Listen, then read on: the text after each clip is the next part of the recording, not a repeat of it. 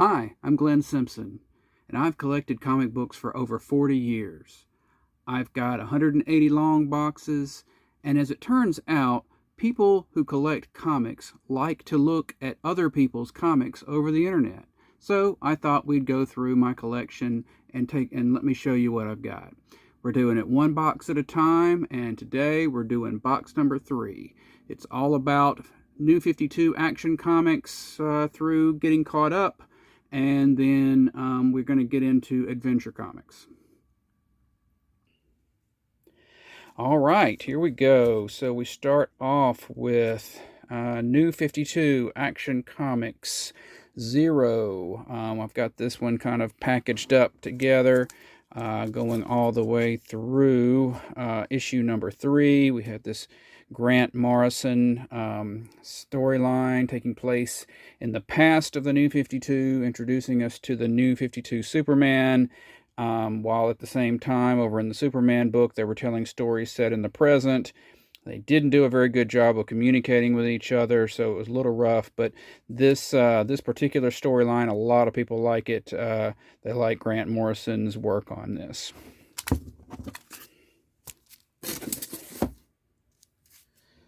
It takes us to issue number 4, Superman fighting a variation on Steel that wouldn't last very long, I don't think. But still, Grant Morrison doing some good stuff. Action Comics number 7, City in a Bottle, little allusion to the Bottle City of Kandor going on here. Still that young. What I really liked about the New 52 Superman was he was just kind of young and impetuous, and he was not afraid to just lash out and do what needed to be done there. Not without stopping being Superman, of course. Then we get to Action Comics 8, battling Brainiac here in the New 52. And we had some nifty little backup stories, too, at this time. Good stuff, good stuff. Let's jump to 15. Okay, it gets a little weird here. There's an imp. There's some time jumps. There's some things going on where it's happening at the same time, but in multiple time frames, and it gets a little hard to follow at times, but it's a well-enjoyed part of Superman history. Next we get Action Comics number 16, Superman fighting another big baddie there with a similar symbol on his chest. As we get to the newer stuff, I've read it, but you know, the classic stuff hangs in your head better, so I'm a little less good at remembering what was going on in all these things. But good stuff. Superman dealing with a cosmic death match, not to mention the world of Krypton here in Action Comics number 23. From there, we have a little side run to the these books. You'll see them as we go through. They were produced. They've got the kind of I don't know if it'll come through on the camera. They've got the groovy look to them. There was a whole big scandal when this happened because they didn't have enough plastic to make these at the numbers that they were originally ordered. So stores were allocated different quantities, and it was a bit of a stink, but they were giving kind of the new origins of the New 52 versions of these, and unfortunately the spoiler, skip a few seconds, the identity of the cyborg Superman in the New 52 was Zor-El, Superman's uncle, and I never really liked that, but luckily that seems to have gone on the wayside. And then we also got the origin of the New 52 version of Metallo, or Metallo, or however you decide to say it. Jumping back into the present, we've got Superman dealing with the new version of the Psycho Pirate, the classic villain redone for the New 52. And then we've got a nice little, we've moved on to Greg Pak here.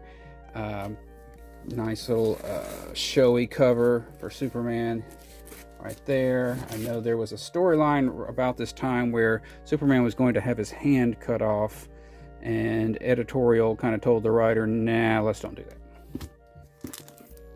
Which is what I believe we are leading up to here. It just didn't actually happen, but as you can see, that you can tell that that was the direction that Greg Pak was headed in before the editorial said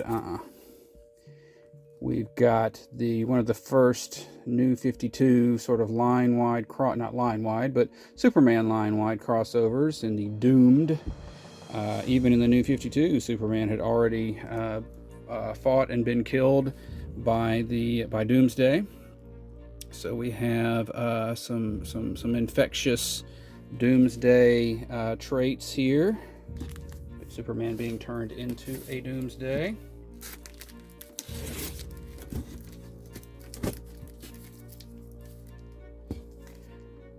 Alright, Superman continues to be a Doomsday here in Action Comics number 34 of the New 52.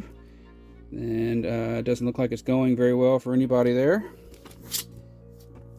Jumping here to Action Comics 41 of the New 52. This is the period where Superman has lost a lot of his powers. He's gone back to the t-shirt and pants, and he's trying to figure out how he's going to continue to be Superman in this new kind of world without his powers.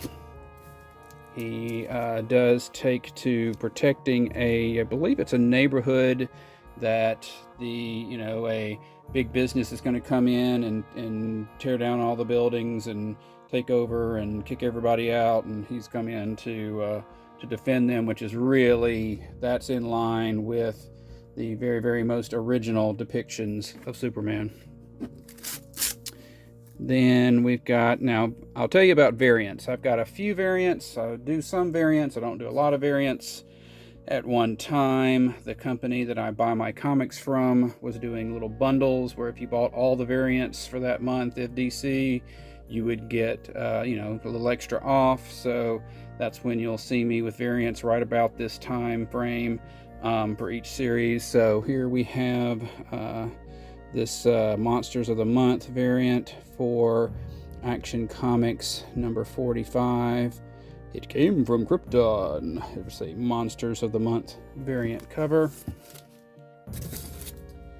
And that was followed by a Looney Tunes variant. So we've got, the big powerful guy in blue and Superman. And then we've got this book, which was, I can't remember, was this the variant? Yes, it was. So this was the artists, more recent artist doing their version of the number 1 issue of each series. So if you looked back at Action Comics number 1 of the New 52, you put them right next to each other, you can see this is an homage to that. Then let's take a look at the Action Comics annuals for the New 52. We've got this one right here, which is featuring a new version of the Kryptonite Man, who is a classic Superman villain. And we'll skip over to number 3, which was also part of the Superman Doomed crossover that was going on during the New 52. So that takes us to Rebirth. Now, some people, when they do these, like to put the return to original numbering like with the original series, but I just like to keep them going sort of chronologically as we go. So we've got Action Comics 957 with the Dan Jurgens and Pat Zurcher storylines. Clark, this is the Superman who I like to call him Dad Superman. It's the Superman who was sort of introduced in the in another book where he has a son. That's where we get John Kent. And at this point, everybody knows that there used to be another Superman and that this is another guy. And so they've all got their eye on him, like, who are you? What makes you think you can be here and be Superman? So good stuff, good stuff. That continues. Superman meet Clark Kent. So this Superman is walking around. The New 52 Superman is dead, but there is another Clark Kent. Where did he come from? What's going on, man? And that would lead into eventually resolving the whole weird history of the New 52 and Rebirth Superman. Then we've got the Action Comics 965. Some more goodness, some nice looking Lois Lane there. Now, the only weird thing about this, I've thought about this storyline, is that clearly Dad Superman and his Lois are a little bit older than New 52 Superman and that Lois, but nobody seemed to notice when they just sort of stepped in and took over their lives. But hey, comics, man. Action Comics number 968, Man of Steel. More of Lex Luthor wearing his Superman armor because I guess he thought he was a better Superman for the new world without the New 52 Superman. Make sure these things I don't lose our spot. Action Comics 969 continues that Men of Steel. Superman must team up with Superman wearing armor Lex Luthor to deal with whatever the heck that bearded guy is. Then we jump to 976. We've got Rebirth here. I believe at this point it's all been kind of worked out. Everybody just remembers the Dad Superman as having been Superman all along, and that continues into Action Comics 977. Sweet little Andy Kubert cover, kind of going over his Superman's new history, showing that, in the current history now, everything that we know about him, including having a son, John, all kind of is supposed to fit together.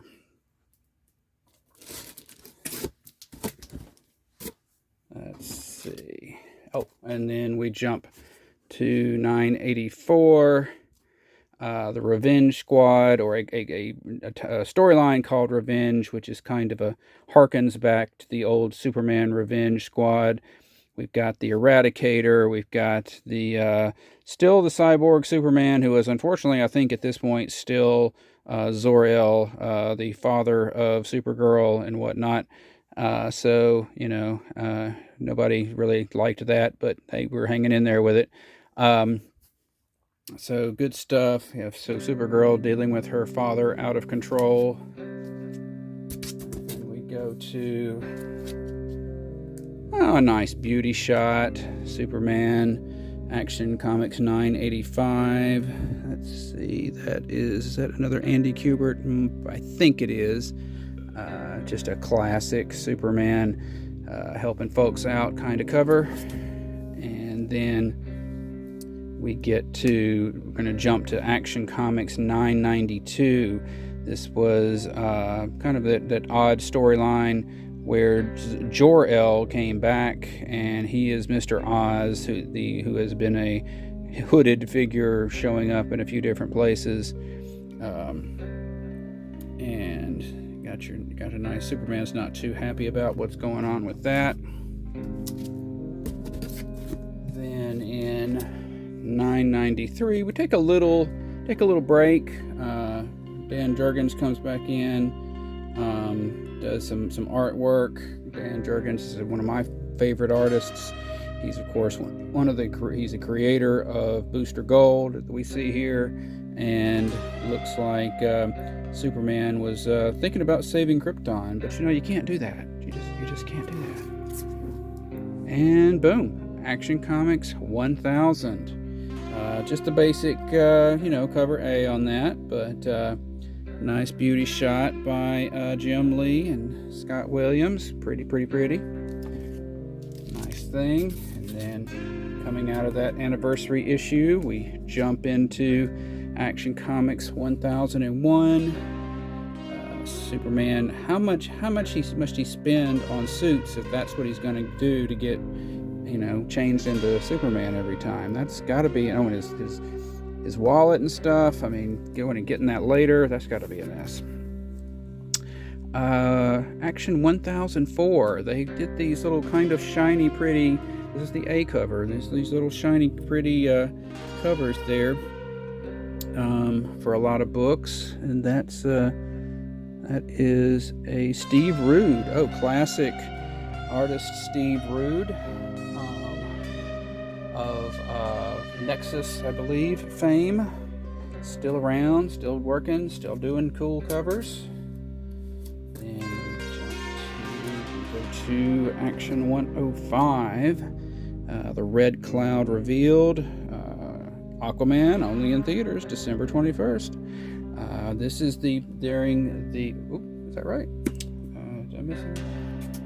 Nope, that's right. Oh, this is when, also, forgot to mention, this is when Brian Bendis takes over, and not everybody, people didn't particularly necessarily care for everything that he did, but he's going to do his thing, his Bendis thing. So Red Cloud is revealed. We have the Leviathan Rising. This was a storyline where all of the, there were lots of different spy organizations in the DC world, and they all got kind of taken out and merged by force by a secret individual, Checkmate being one of them. Looks like Jimmy Olsen has gotten himself caught in the middle of all that. And that continues as Clark Kent is trying to stop Superman, or trying to stop Amanda Waller. And of course, Amanda Waller seems to know everything about everybody, and there's some concern that she might be onto him. Great artwork by Steve Epting, who did a lot of great work on Captain America and the Winter Soldier, an introduction storyline. And we've got a mostly beauty shot of here for Action Comics 1012. Got the Red Cloud or whatever villain here, but Superman staying in front of her, staying out of her way. Jump to, we've got books out. 1013, Rose and Thorn. Rose and Thorn is a classic character. It's a woman with a dual personality. Rose is a very shy individual, but when night falls, she turns into Thorn, who is more of a, like a superhero with more just a Batman type, just kind of throwing sharp objects and things like that, but a very different personality. And of course, Rose doesn't know what Thorn is doing and so forth. Also a bit like Moon Knight in that sense. So she's making a kind of a post-New 52 resurgence here. Then we get to Action Comics 1020, Superman dealing with, I think, a bunch of aliens attacking, and not aliens, supervillains attacking, and lots of stuff going on here. That's Action Comics 1020. That's followed, of course, by Action Comics 1021. As part of what Bendis was doing, he'd brought back Young Justice, and in some cases, Superboy kind of devolved back to his Young Justice look. You've got Teen Lantern, who'd recently been introduced. You've got poor Tim Drake in his new superheroic identity, Drake, that lasted about 5 minutes. Nobody liked that.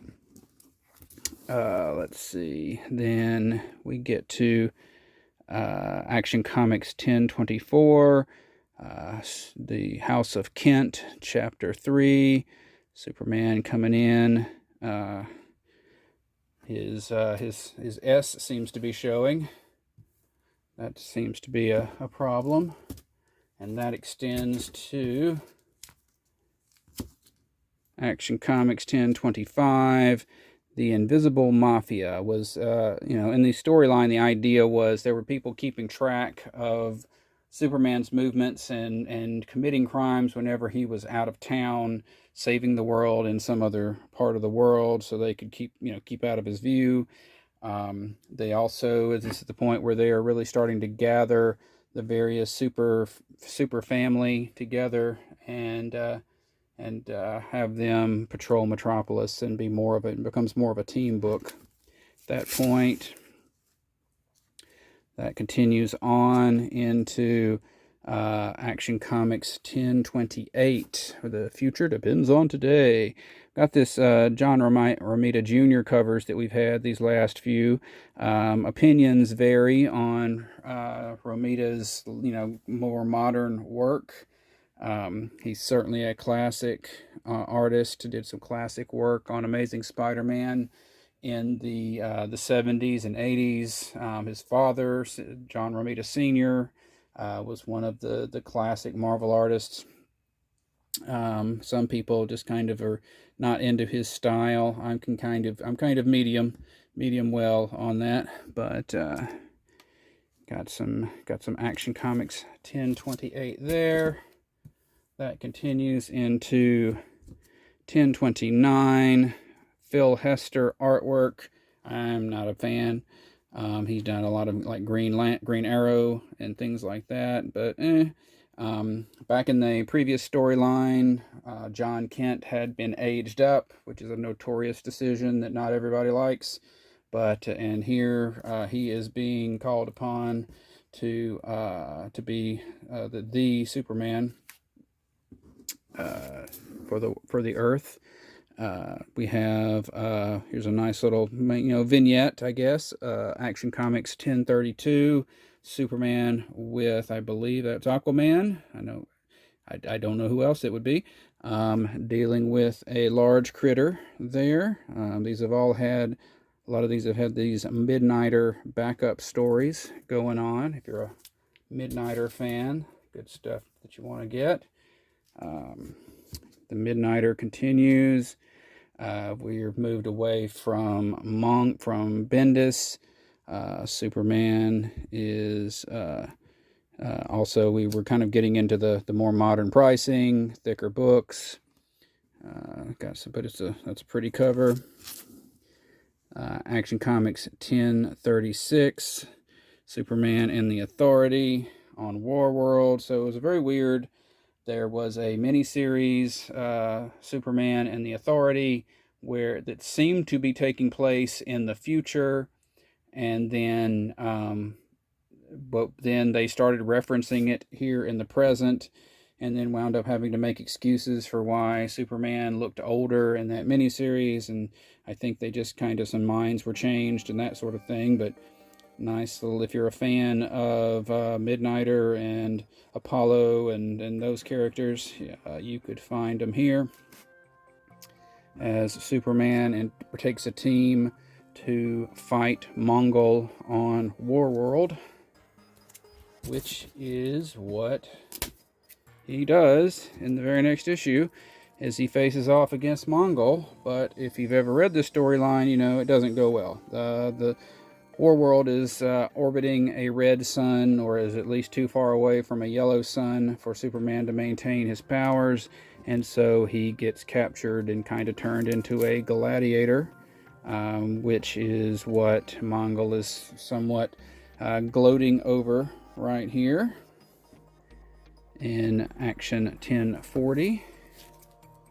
But hey, it's going to get better, because over here, Superman has broken his bonds and gonna get the better of Mongol and gonna get away and fix things as Superman does. We've also had some Martian Manhunter backups for those who are big Martian Manhunter fans. All 4 of you out there, that those can be found here. Back on Earth, we have, I think it's back on Earth, we have Superman dealing with some critters. He's dealing with critters, and this is a sort of chained symbol thing that he's got going on. I think it's possible that he never actually wears that outfit in the actual comic, but they're trying to kind of allude to both the War World storyline, but also make him recognizable on the cover. Then we go to 1045. Don't remember exactly what's going on, but hey, you know, pretty Superman cover here on the main cover A. And then we jump to 1048. This guy, I don't remember this artist's name, but he's got an interesting style. He's got a very sort of, it's kind of realistic, but then, you know, some of the faces are very cartoonish, and it's a very interesting thing he does here. And he does several covers for Action Comics, including this one for 1048. And we've got 1049, Superman gathering up all of his peeps for the impending fight that they're about to get into. We got Krypto, if you're becoming a Krypto fan, based on the upcoming movie, you know, there's a good chance. Steve Beach, that's that guy's name. His name's right here, it's a little bit in the glare, but Steve Beach is the one doing those interesting covers. And here he is again. We got Superman with his whole fam, including the new twins he brought back from War World. We've got Superboy, we've got John Kent Superman, we've got Steel, we've got Supergirl, we've got Superman of China. Just a lot of big team. Power Girl is in the backup, and she's part of this whole jacketed group, but she didn't make it. She wasn't there around that day when they took the picture. Let's see. 1053. There is no escape from the Necro Hive, but I bet Superman escapes from the Necro Hive in Action Comics 1053. Then we got Action Comics 1056. He's Superman. I guess he must make a deadly alliance. Meanwhile, we've got Steel with a backup. We're still Johnson is still writing. Good stuff. We're in the dawn of DC, so we're getting caught up, folks. We're getting caught up. We will hit a line any minute now, as of the point of recording. We got Action Comics 1057, Revenge of the Demon. Still got the whole super team helping out.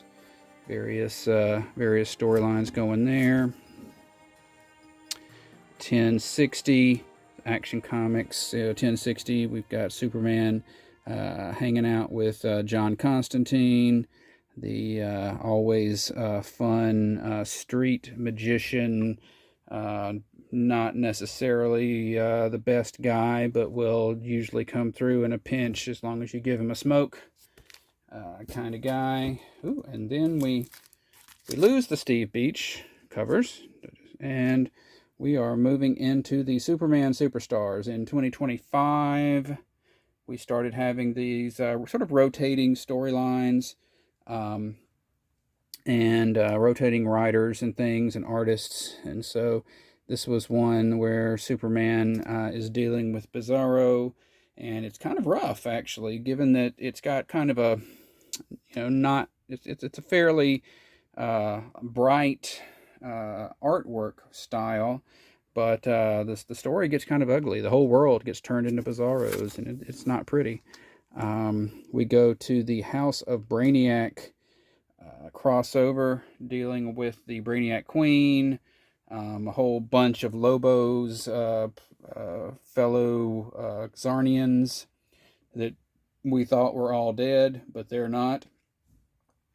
So lots of action-packed, straightforward stuff coming from this group.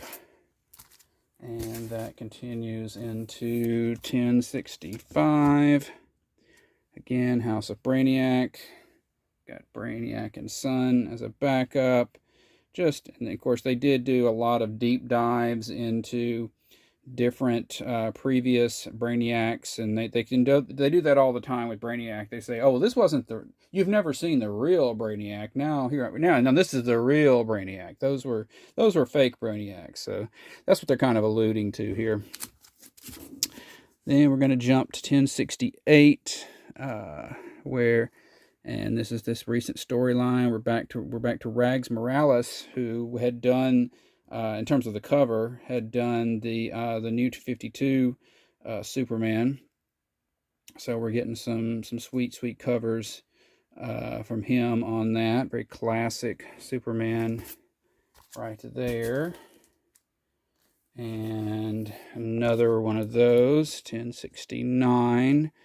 You know, whenever you get a cover that doesn't match, doesn't tell part of the story, I always wonder, did the artist get ahead or behind, or need to get ahead? So, they did some generic covers that could be used regardless of what the story ended up being. But we got 1069, Gail Simone, great writer. Eddie Barrows doing the interior art. Then we're going to get caught up, jump to 1076, this adventure with Superman in the Phantom Zone and getting thrown back in time and going to Krypton and, meeting his parents again and learning a little bit more about where he comes from. Of course, he's done that before, but with his history changing so much, you never know when, it's always going to be the first time that he's done it in his latest version of his history. Let's see. Then we've got kind of our last little pack of Action Comics as we get caught up. 1077, Superman trapped in the Phantom Zone, and everybody's, mourning that. Clayton Henry doing the artwork there. And then we jump to this one, which is a storyline. Kind of harkens back, if you go back to, the last video, the what's so funny about Truth, Justice, and the American Way. Got some of the same characters here asking some questions, and you've got some villains who had reformed, but suddenly they're not reformed anymore. And it's, the question is, what's happened? Why are they no longer reformed and doing good as they had been? We've got some annuals here. We've got the 2021 annual with the Descendants. We had first seen these in the Future State books. It's sort of this collection of various descendants of Superman in the future that they kind of spread wide, and they kind of like cousins. They're not all exactly siblings, and so they all got different gifts and all intermarried into different parts of his mythos, and it's an interesting little collection that they've got there. And then we jumped to Dawn of DC and that whole Superman team fighting a war over Metropolis, as they tend to do. Let's see, we've got New 52, Futures End, Superman in Action Comics with the holographic cover. Cool stuff. This alludes to the Sandman Superman, also known as the Quarremer. There's a book called Superman from the 30s to the 70s. It's a black and white reprint book that came out in the 70s. And I had a copy of that, and it had the adventure we referenced it in the first video, the reprint of the story where they got rid of all the kryptonite on Earth. The Quarremer was sort of created in that story, and he was also used in, if I remember correctly, the Superman versus Shazam tabloid edition. And he's just kind of he's like Superman, but he's made out of sand. And we're getting some allusion to that here with what the image that comes out of that. Let's see. We have this Action Comics Doomsday special that came out a couple of years ago, following some of the Doomsday activities that are going on. We have the Action Comics special, featuring with writing by Dan Jurgens. I think this kind of was right before Bendis came in, and this was just wrapping up some stuff before Bendis came on the book. And that is Action Comics.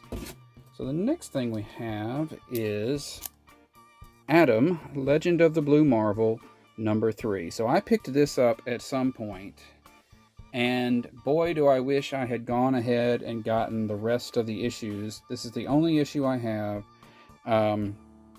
There is apparently a general assumption that the Blue Marvel will show up in the Marvel Cinematic Universe at some point. He has not yet, as of this recording, but people think he is, and so all of the issues of this series are just highly priced, and yet it has not been released in trade paperback form. And this copy is not super great. You can't see it, but it's got a crease on the back. But that is my one copy of the original miniseries, written by I think it's Kevin Graveau, who, if you remember the Underworld movies with the vampires versus werewolves, he's the big bald black guy that's a werewolf. He is also, he's also an actor, and that's him.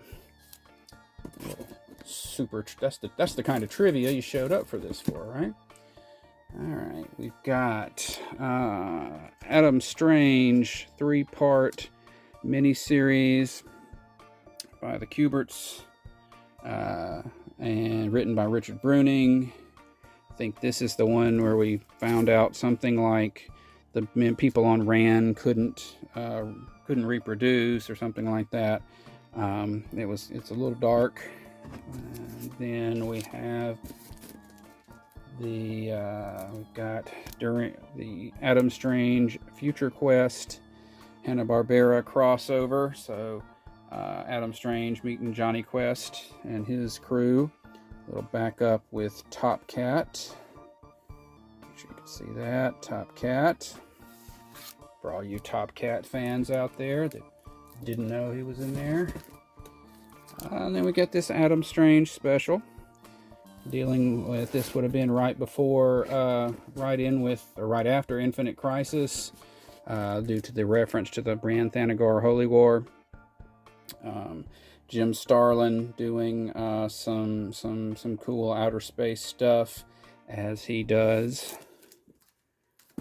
Then I've got a couple of 2 or 3 issues of this Advanced Dungeons and Dragons series. I was never a big D&D comics fan, but I had picked this up at some point, number 9, and then was going through some boxes, and I found number 11, so number 10's in there in between, but it's kind of cool. If you like, I play Pathfinder, but again, never was a big D&D comics fan, but have a few of those. Now we get into adventure comics. Now, before we get into let me see. Let me do this in the right order. So we kind of got this little bundle of books that starts with Adventure Comics, starring Aquaman, number 443, and he's fighting the fisherman. This would have been February. So this would be like February 1976, as I mentioned in my first video. I kind of start most of my collection. When I go back to 1976. There was a backup here with the 7 Soldiers of Victory. And then, and then we jump to 447 with the, he's still fighting the fisherman. What do you know? I think he's doing some other stuff in between. And in the back, we have the Creeper taking a death walk. But that's Adventure Comics 447. And let's see. Now, then we have what's not in the box, but what would be in the box, if it fit in the box, is Adventure Comics number 448. This is a better issue, more expensive issue, so I've got it in a top loader. Pro tip: make sure if you buy top loaders, if you want to keep putting them in the main boxes, that you don't buy them that are too big to go in a box, because that's what I did. And then once I had them, I'm like, well, now I'm committed. So I have a separate couple of 2 or 3 boxes that are they're the ones you grab in a fire. That's where all the better stuff is, and that's the stuff that's in the top loader. But yeah, Action Comics 440. I'm sorry, Adventure Comics 448. Let's put that right there. And that gets us to 449. The Marine Marauder. There's been a few versions. There's been a female Marine Marauder. I believe she fought the Outsiders at some point. And we've got the Manhunter from Mars getting some backup action there in Adventure Comics 449. We're getting into that realm where the feature stories change a lot. But for now, we're in Adventure Comics 450. Aquaman taking on the Weather Wizard, Flash's foe there. Is that enough alliteration for you? And hey, just because previously he had fought the entire Justice League doesn't mean Aquaman can't fight Starro the Conqueror all by himself. So we've got Aquaman taking on Starro in Adventure Comics 451. We've got Adventure Comics 452. Aquaman dealing with Black Manta. Got some out of control Aqualad there. Teenagers, what are you gonna do? And then it jumps to, not jumps, but the features change to Superboy. So Superboy starts appearing in number 453, and he deals with this mystery girl. And why is she replacing Superboy? Well, more importantly, who she is a fun secret. And if you ever get a chance to read it, you'll find out who she is. She is actually somebody. 457, starring Adventure Comics 457, Superboy. We've got an Eclipso backup. I always liked that cover. This is, I believe, Al Milgrom, who is not necessarily one of my favorite artists, but I liked the way he did the cape there. It's kind of got that shroudy kind of look that goes with the sense of unhappiness that Superboy's got. We've got Adventure 458, another Superboy issue. Superboy's parents are being mind controlled by the Phantom Zone villains, and are going to be trying to, who are trying to get him stuck in there with them. Joe Stanton cover on that. And then it jumps to being 461. We get the Dollar comic, where it goes back to being an anthology. We've got several different series. For those who are familiar with the DC implosion, where DC had to cancel a lot of series in the early 70s, this is where a lot of those will turn up. And these as well as the World's Finest Dollar comics. Got kind of almost a somewhat rare appearance of the Donna Troy Wonder Girl with Wonder Woman. This was classic stuff for me back in the day, and it was the book where the Earth 2 Superman died. He was killed by a villain, and so that is where, if you want to see the death of the Earth 2 Superman, that's where you go. Adventure Comics 462 is that issue. Very very tear-breaking, very heartbreaking, tear-jerking, heart-jerking. And then here we have the Justice Society getting a little revenge on for Batman, while the other featured heroes have their stuff going on the back cover. And then we bring Aquaman back to Adventure Comics in 466, as well as Flash. So Flash was apparently must have been pretty popular at the time, because he would have had his own book. Same with Wonder Woman. They both had their own books at the same time that they were having adventures in Adventure Comics. So good stuff. Let's see. Then stand by. The feature changes again to Starman and Plastic Man. Starman, who is absolutely not Captain Marvel. No, he's not. He's Starman. He's at DC.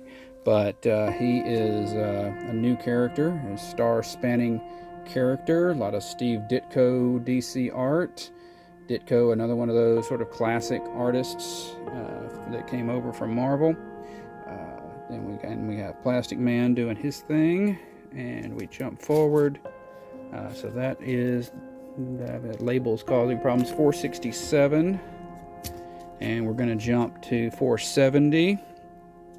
We still have Plastic Man and Starman, and I really liked when somebody other than Ditko sort of did the art on the cover, because I actually like Starman's look, but and so he's looking good there. Let's see, let me scooch this up. There we go. All right. Over here in Adventure 471, we still got Plastic Man and Starman. Got a Jim Starlin artwork, if I'm not mistaken, doing their thing. Then we go to Adventure 474. That'd be Ross Andrew art. Doing Starman and Plastic Man. Those are really good. You're looking for just kind of Plastic Man that's not old Plastic Man, but not super new weird Plastic Man. That's a good Plastic Man to go to. Then here in Adventure 475, Aquaman comes back. Because by golly, this was before. Well, whether he could support a book was in question, but so they kept throwing him here into Adventure Comics. Here in this looks like another Starlin cover, and then Adventure 478, Rich Buckler, another great classic DC artist, DC and Marvel artist. Very clean lines. He was somebody that George Perez learned from. Rich Buckler, so he's somebody to look for. Dick Giordano, who was kind of an artist and editor, and he always did a great job inking anybody that he was inking. So getting those two together makes for a great cover. Very George Perez-y kind of look. If you like George Perez, then you'll like Buckler and Giordano. So good stuff. Aquaman torn between two issues there.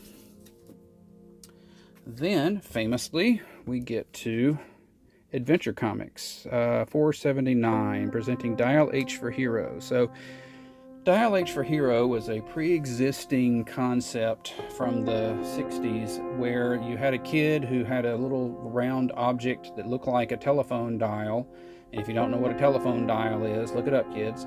But it had letters, and you could dial HERO, and he would transform into a superhero, but it was always a different superhero every time. So here in this version, they took that idea, they gave 2 different dials to 2 different kids, and they let the DC readers send in their ideas for superheroes, and each hero would only appear once. But you would get a little credit for, so-and-so created by Glenn Simpson. I never had the guts to send anything in. But the art was, the art wasn't that great, but it was, I'm sure, really cool for the people who created the heroes to see them. And, well, I tell you what, the interior art wasn't that cool, because I think if we jump to one of these, we're going to get, yeah, well, we'll get there. This is Adventure 482. We still got more different superheroes showing up. We've got art by Carmine Infantino. Classic DC artist, though not one of my favorites. And then we go to 483, which with one done by, I believe, Ross Andrew again. He did a lot of work during that sort of 80s DC period. And of course, these are all heroes that and you could create villains too. There were fewer villains showing up. And then we got a couple of good covers. We've got 486. This one's done by my man George Perez.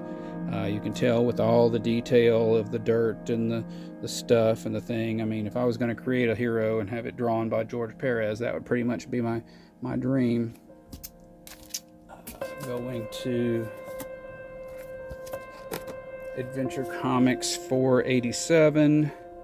Another set of heroes. Ross Andrew cover. Andrew and Giordano. I mean, I just loved superheroes. I would just anything I could get that had lots of different superheroes in it, I was always on board. And then the final sort of issue of Adventure Comics 490, we go into the abyss and out again into madness with a George Perez cover. And then the next issues were done as digests, which you're familiar with, are the smaller books, and they're in a different box, so let me know if you want to see those.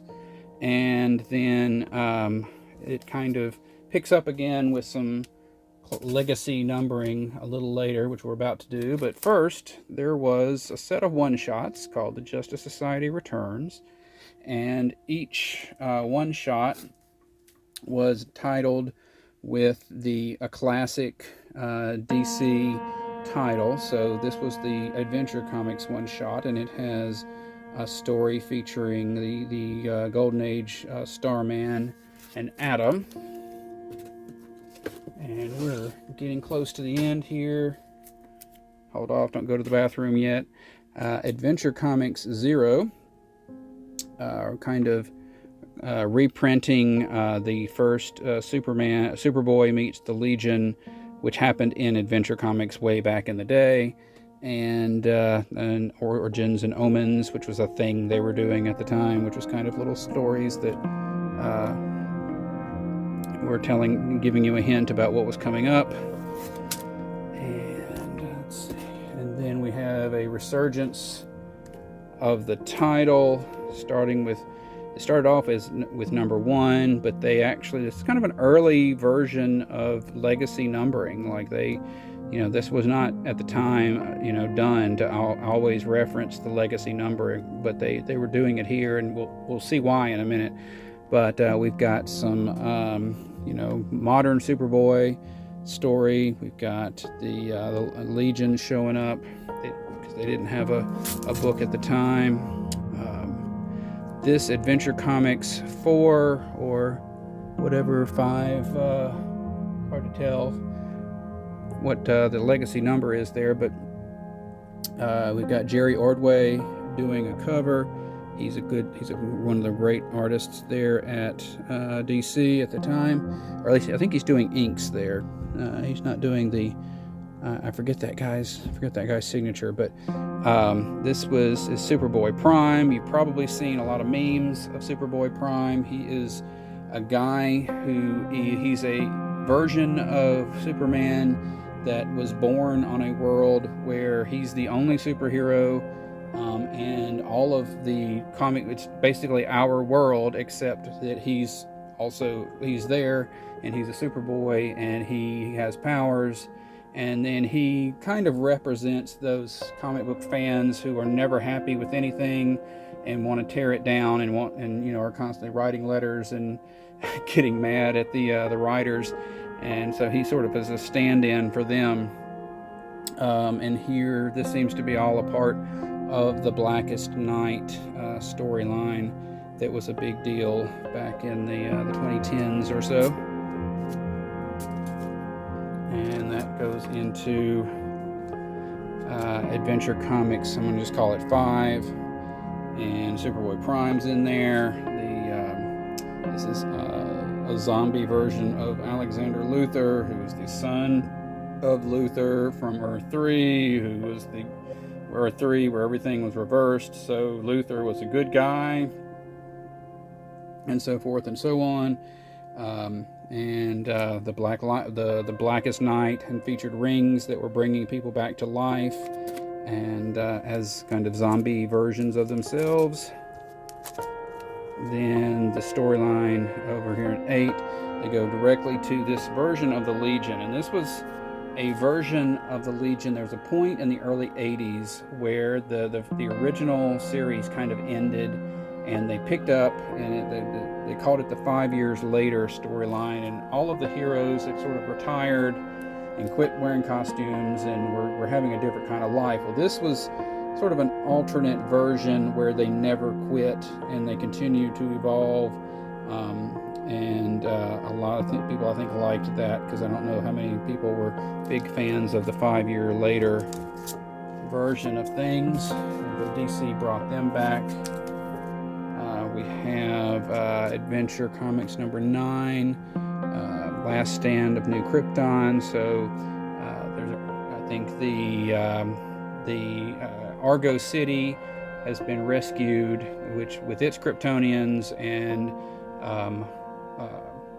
Kandor has been enlarged with its Kryptonians, and a lot of the Phantom Zone villains have been released, and there's a planet that's just full of Kryptonians. And what are you going to do with a whole planet full of Kryptonians, right? So that was that storyline that was going on in several of the Superman books and that kind of thing. Then on issue 12, we got a story of that same Legion, but just set further back in the past. And this was a point where we'd gotten back to having Superboy as Superman as a young man, whereas in the post-crisis he had never been Superboy. And so this was a flashback story written by Paul Levitz, who was a classic Legion of Superheroes writer, by the way. And here we've got, now here they jumped to the legacy numbering there. So we're at 516, and we've got again Superboy and the Legion. Again, that sort of classic version of the Legion, but a new story with a modern artist. We've had all these kind of backups going on with like the Atom, things like that.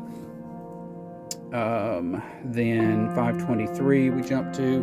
There's a new Legion Academy.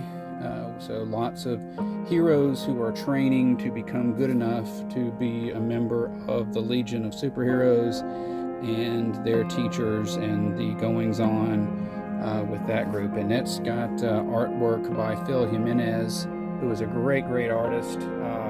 Originally was sort of seen as a George Perez clone, which I never saw that as a bad thing, but he definitely evolved his own art style, did a lot of great Wonder Woman work. Let's see. We're almost there. 524. Adventure 524. More with the Legion Academy. We've got Comet Queen. We've got Bouncing Boy. Don't remember his name. Don't remember her name. Nightshade, something like that. I know somebody else's Nightshade. But cool. Great art.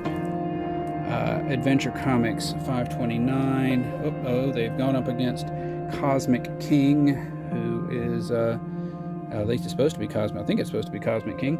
And you've got Chemical Lad and Duo Damsel, Bouncing Boy, all some great Adventure Comics Legion of Superheroes characters.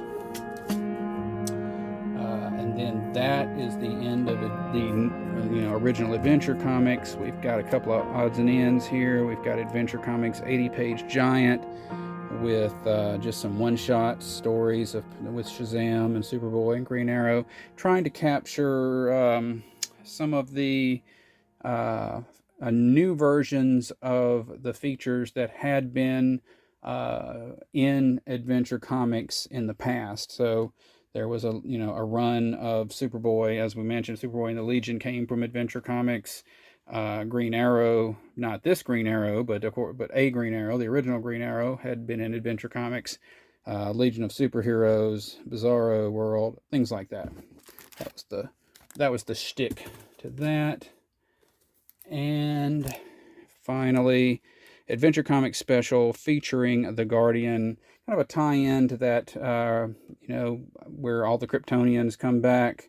The Guardian starts off as a classic World War II era superhero who gets cloned, and then he gets cloned again, and there's always seems to be a clone of him wandering around, and he is sort of a Superman side character these days. So that is that.